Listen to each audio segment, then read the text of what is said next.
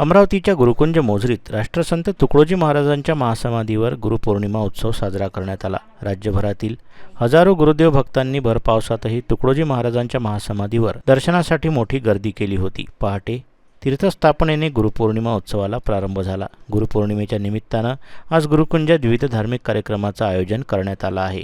तसेच राज्यभरातून गुरुभक्तांची गर्दी ओसंडून वाहते आहे।